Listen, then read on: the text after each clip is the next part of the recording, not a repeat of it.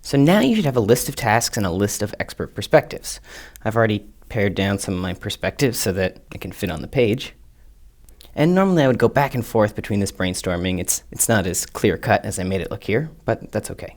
So now I want to choose one of these and pair it with one of these.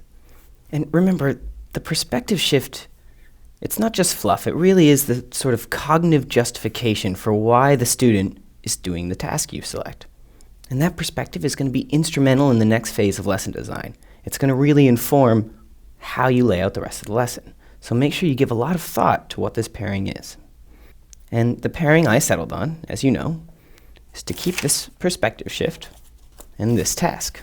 Now I'm going to save these because students aren't just going to be doing one task in this lesson. This is just sort of the ultimate task, the final task that proves to me they've gotten the point of the lesson. They may very well do some of these others as intermediate steps.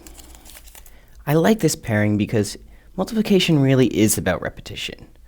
In one of the other perspective shifts I was considering, multiplication was going to be about calculating area or manipulating rectangles. And while manipulating rectangles is a good sort of intermediate step towards building familiarity with what multiplication really is, it's not the entirety of what multiplication actually is. Repetition is much closer.